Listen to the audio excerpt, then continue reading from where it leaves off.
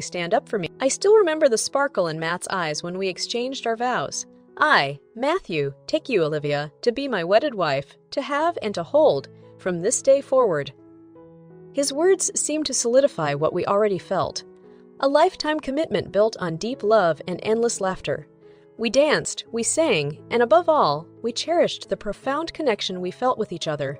Olivia, we're going to make the best team, he whispered in my ear during our first dance as a married couple. Yes, the best, I agreed, my heart swelling with joy. That wedding day wasn't just about the festivities or the beautiful floral arrangements. It was a day where I truly believed that we were launching into a lifetime of happiness and shared dreams. Months flew by like a dream. Our modest home was a cocoon of warmth, scented with the aroma of home-cooked meals and the endless plans we made for the future. Our Saturday evenings were almost ritualistic. We'd cook together, dance in the living room to our favorite playlist, and settle into a movie night. Hey Liv, how about a comedy tonight? Something to laugh at. Matt would often suggest, throwing me that boyish grin. Sounds perfect, I'd say. Thankful that I had a partner who was so in sync with my feelings. I was on cloud 9 and loving it. Matt was considerate, thoughtful, and always there to lend a helping hand. If I had a stressful day at work, he'd run me a bath and listen intently as I vented. We balanced each other perfectly. When I was the storm, he was the calm. When he was the doubt, I was the certainty. Financially, I was the higher earner thanks to my role as a marketing director for a tech company. I loved my job, but I also loved that it provided a comfortable life for us.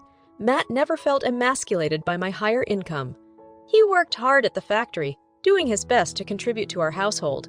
And honestly, money was never a point of contention. We were building something together, something beautiful and invaluable. Liv, as long as we're happy, it doesn't matter who brings in more. It's all going into our future, he assured me one day when we were going over our finances. I couldn't agree more, I had said, happy that we were on the same page.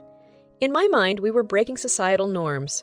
I was proud to be part of a partnership that seemed so progressive and egalitarian. At that point, if you'd asked me to rate my marriage, I would have given it an 11 out of 10. I was that sure about us, about our future, about the unshakable foundation we were standing on. It felt like we had defied the odds.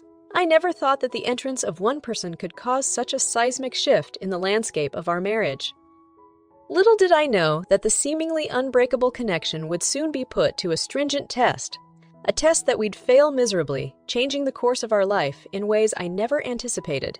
But that story begins when Carol, Matt's mother, decided to step into our haven and shatter it to its core.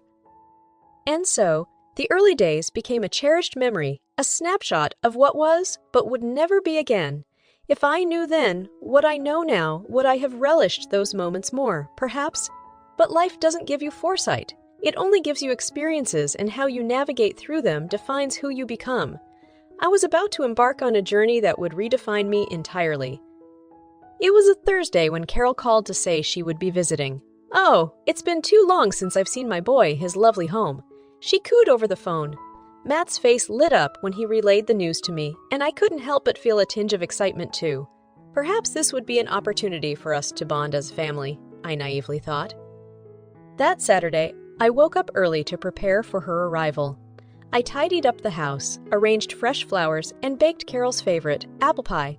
As I pulled the pie out of the oven, its sweet aroma filling the kitchen, Matt walked in and took a deep breath. Wow, Liv, my mom is going to love this! I hope so, I replied, setting the pie on the counter to cool. The doorbell rang right at noon. I exchanged a quick glance with Matt before opening the door. Carol! Welcome, I greeted, forcing a smile as I ushered her in. Oh, let me look at you, Carol said, giving Matt a tight hug while barely acknowledging me with a nod. Matt seemed oblivious to the cold treatment, or maybe he just chose to ignore it, as he took her coat and guided her into the living room. Would you like some coffee or tea? I offered as she seated herself, scanning the room as if she were assessing the value of our belongings. Coffee would be nice, she said, her eyes finally meeting mine with a guarded expression. I went into the kitchen to make the coffee, but not before catching Matt's eyes and mouthing, "Is everything okay?" He shrugged, as clueless as I was about the undercurrent of tension in the room. I returned with a tray of coffee, and slices of apple pie, setting it down on the coffee table. "I made your favorite apple pie," I said, trying to lighten the mood. Carol took a sip of her coffee and a bite of the pie, her eyes still examining every inch of the room. "It's nice," she finally said, but her tone suggested she meant anything but. "So, Carol," Matt began, trying to steer the conversation, "how have you been? How's everyone back home?" Carol put down her coffee cup and looked directly at me. "Olivia, you should leave. This is a place for my son and his family." The air thickened. My face flushed and my hands trembled as I looked to Matt for support. He was my husband. Surely, he would step in and set things straight. "Matt, did you hear what your mother just said?" I asked, my voice tinged with disbelief. Matt's eyes met mine, and I saw a flicker of conflict there before he looked away. "Mom, I think—" "There's nothing to think about," Carol interrupted, glaring at me as if I were an intruder in my own home. "My decision is final." Matt's silence was deafening. My eyes darted between him and Carol, awaiting some form of rational explanation, but none came. It felt like the walls were closing in on me. Was this really happening? Was my husband actually allowing his mother to dictate the terms of our marriage? I could feel the tight knot of betrayal and anger forming in the pit of my stomach. Every loving glance, every shared dream, and every whispered "I love you" between Matt and me seemed to disintegrate in that moment, replaced by an unbearable weight of disappointment. My mind raced. I had two choices: swallow the insult and stay, or stand up for myself and leave. As I looked at Matt, his eyes still averted, I knew my decision was already made. "Fine, Carol," I finally said, breaking the suffocating silence. "I'll leave, but not for you, and certainly not for the spineless man sitting next to you. I'll leave for myself because I deserve better." And just like that, the cocoon that Matt and I had so lovingly built was shattered, not by an external force, but by betrayal from within. The very foundation of our marriage was crumbling, and as I walked away, I knew that rebuilding it would be a Herculean task, one that I was no longer willing to undertake. The suitcase felt heavier than usual as I packed my clothes, toiletries, and a handful of sentimental items. Matt stood at the doorway, his face an unreadable mix of confusion and regret. "Olivia, are you sure you want to do this?" He finally mustered the courage to speak, his voice tinged with disbelief. "Am I sure? Really, Matt?" I retorted, zipping up the suitcase with a finality that matched my emotional state. "This isn't about what I want. This is about self-respect. You let your mother waltz into our home, into our lives, and humiliate me. What choice do I have?" He paused, searching for words that seemed to escape him. I didn't think she'd go this far. I thought... "You thought what?" "That she'd miraculously change. That years of her controlling behavior would suddenly evaporate because you got married." I cut him off, unable to contain the bitterness that had taken root in me. "Olivia, I love you, but she's my mom. I can't just cut her off," he pleaded, his eyes finally meeting mine. "That's the problem, Matt. You love me, but it's not enough to stand up for me, for us. Your inability to set boundaries with your mother has led us to this breaking point," I said, hoisting the suitcase off the bed. "And now it's too late." With that, I left our home, the place that once symbolized our shared dreams and aspirations. Now, it was just a building, cold, lifeless, and devoid of the love that once filled its walls. I checked into a hotel, my thoughts spiraling as I tried to grapple with the reality that my marriage had unraveled so quickly. Tears flowed freely, not just for the love lost, but for the life that would never be. However, amid the chaos of emotions, a spark of clarity emerged. I was Olivia. I was strong, independent, and financially secure. Unlike many others facing the end of a marriage, I had the resources to rebuild my life, and that realization fueled my next steps. The very next day, I started house hunting. I wanted something grand, something that could serve as a sanctuary as well as a symbol of my independence. After several viewings, I found it, a sprawling mansion with stunning views and exquisite architecture. It was expensive, far more than our old home, but I could afford it. As I signed the closing documents, my phone buzzed with a message from Matt. "Can we talk?" it read. Instead of replying, I typed out an invite to a housewarming party at my new place, a clear message that I was moving on, with or without him. 2 days later, the mansion was mine. I moved in immediately, filling it with new furniture, artwork, and all the little luxuries I had always desired. For the first time in weeks, I took a deep breath, relishing the freedom and the endless possibilities that lay ahead. However, I couldn't fully escape the pull of my past. The upcoming housewarming party loomed in my mind, bringing with it the inevitable confrontation. Would Matt stand by his mother again, or would he finally see the light? Either way, I had made up my mind. As I stepped into my new home, the threshold seemed to serve as a boundary between my old life and my new one. For better or for worse, I had crossed it, and there was no turning back. I was ready for whatever came next, even if it meant facing the painful remnants of a love that once was but would never be again. The day of the housewarming arrived with a palpable sense of tension, as I made the final touches to the party setup, placing gourmet appetizers on platters and arranging flowers in vases. My mind wandered to the impending arrival of Matt and Carol. What would they think of my new life, my newfound independence? And did I even care? The doorbell rang, and I took a steadying breath before opening the door. There they were, Matt and Carol, their faces a cocktail of curiosity and incredulity as they took in the opulence of my new home. "Wow, Olivia, you've certainly—" "Welcome, come on in," I replied with a graciousness I wasn't sure I felt, but manners dictated the tone, especially on my turf. As they stepped in, their eyes widened at the grandeur that met them. High vaulted ceilings, a sweeping staircase, and a view that stretched for miles. My new home was everything the old one wasn't, and more. "I had no idea you could afford this," Carol finally spoke, her voice tinged with a blend of awe and disdain. "Life is full of surprises, isn't it?" I quipped, leading them into the main living area where a few of my close friends had already gathered. "I must say, Olivia, this place is spectacular, isn't it, Matt? Carol's trying hard to keep her composure, but I could see right through her." "Yes, Mom, it's something," Matt agreed, his eyes meeting mine for the briefest of moments before looking away. As the evening progressed, the tension never quite lifted but was temporarily forgotten as guests mingled, sipped champagne, and sampled hors d'oeuvres. But then Carol, perhaps emboldened by the glass of wine she was nursing, decided to make her move. "In a house like this, you must have room for family," she announced, eyeing me intently. "Matt, why don't we just move in here? Olivia can have the old place." A heavy silence fell over the room, and all eyes turned to me. It was as if time had stopped, waiting for my reaction. I looked at Matt, waiting to see if he would finally stand up for me, for the sanctity of our relationship, even if it was all but over. Once again, he said nothing, and his silence spoke volumes. "No," I said firmly, locking eyes with Carol. "This is my home, and I decide who gets to be in it. You had your chance to be part of my life, and you ruined it. Both of you did." Carol's face reddened, a mixture of embarrassment and fury. "You can't just take a house like this and keep it all to yourself. We'll see what the courts have to say about that." "Go ahead," I responded, "but know that I bought this house with my own money I earned. I've already spoken with my attorney. Legally, you don't have a leg to stand on." The room was thick with tension, but I felt a sense of liberation wash over me. I had reclaimed my life, asserted my boundaries, and removed myself from a toxic situation. For the first time in a long time, I felt like I was in control of my destiny.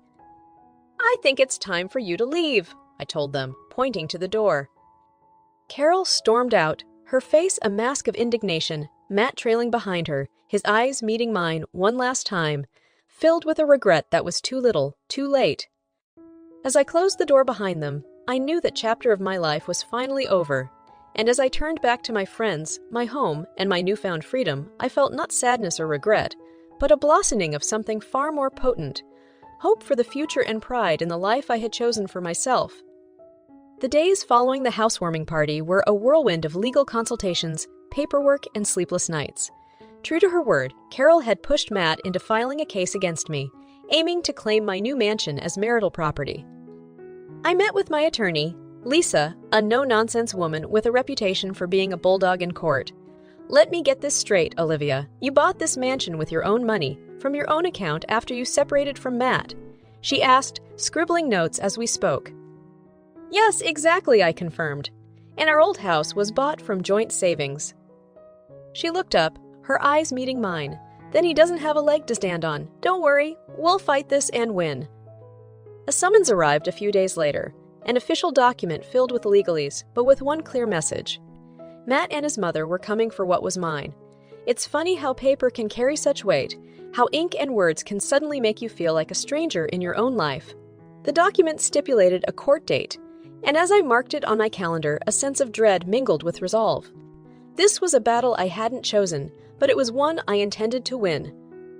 The day in court arrived sooner than I would have liked. Wearing a tailored suit and armed with documents proving my financial independence, I felt like a soldier going into battle.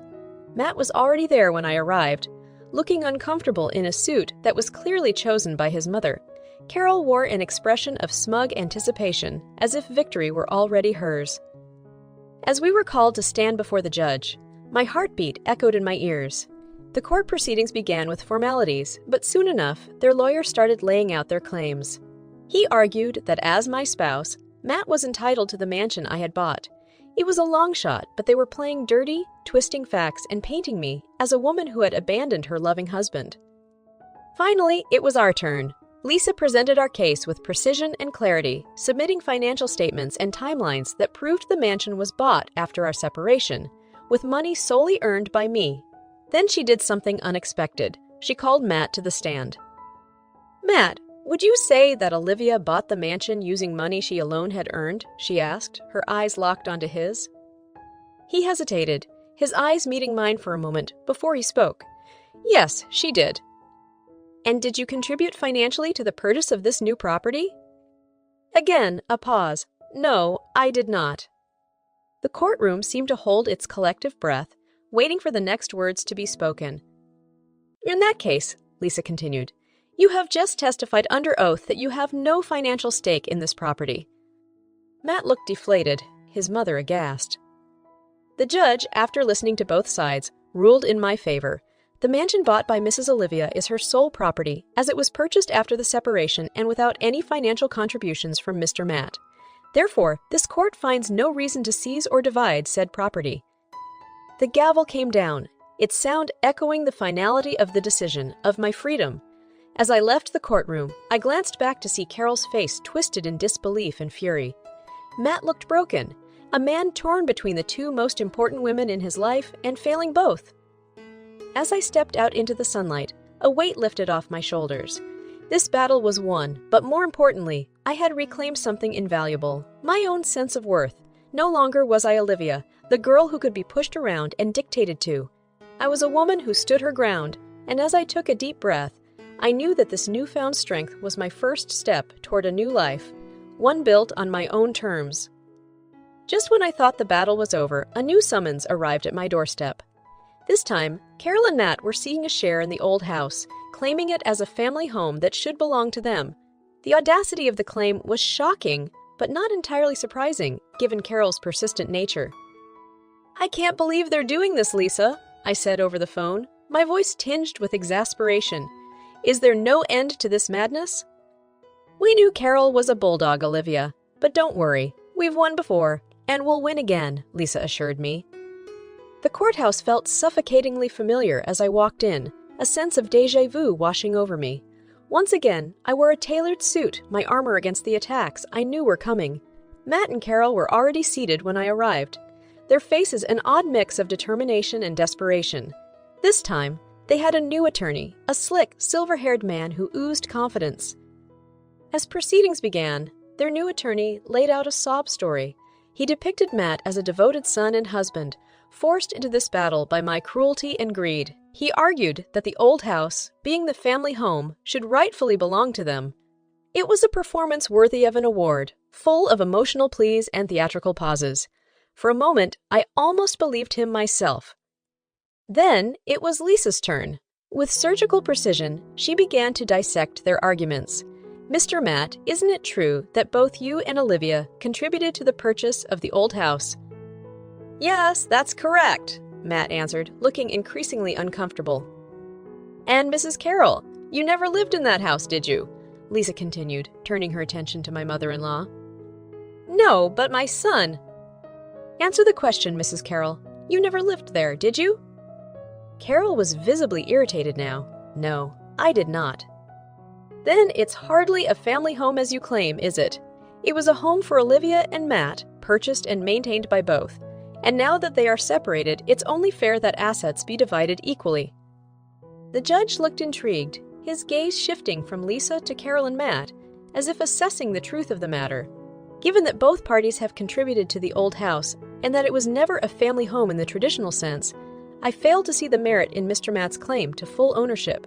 Therefore, the old house should be divided or sold, and the proceeds split equally. The gavel fell, and a collective sigh filled the room. The battle was over, and the war was won. Carol looked like she had swallowed a lemon, her face puckered in defeat. Matt appeared lost, his shoulders slumped as if the weight of the world was upon him. "Is there anything else?" the judge asked, scanning the room. "No, Your Honor," Lisa replied, a small, triumphant smile on her face. As we left the courtroom, Matt approached me, his eyes filled with a sadness I hadn't seen before. "Olivia, can we talk?" "Talk?" "Now you want to talk."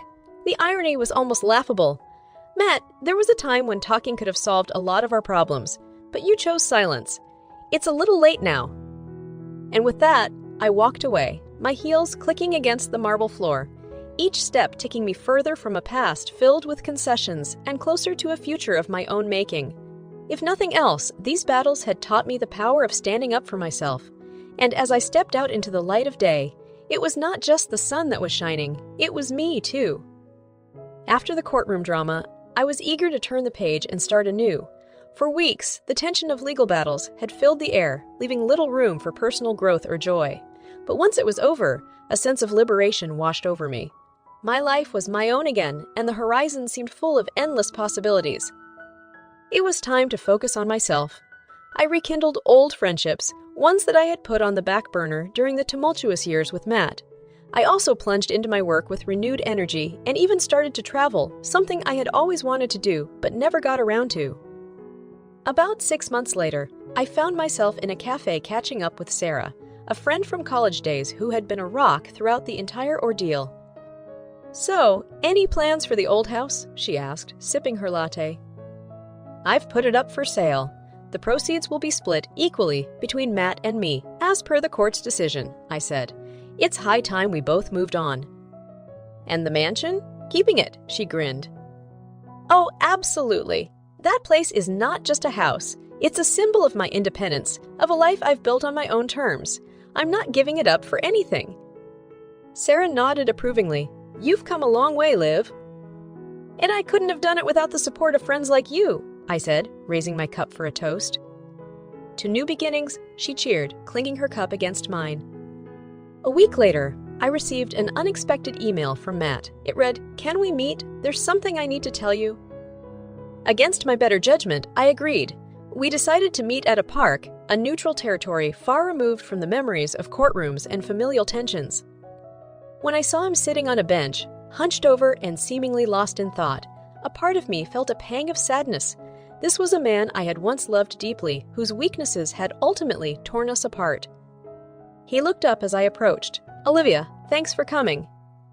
"Let's get to the point, Matt. What do you want?" "I've been doing some thinking," he began hesitantly, "and I've realized how wrong I was, how unfairly I treated you. I let my mother dictate our life, and in doing so, I lost you, and I'm sorry for that." His apology felt genuine,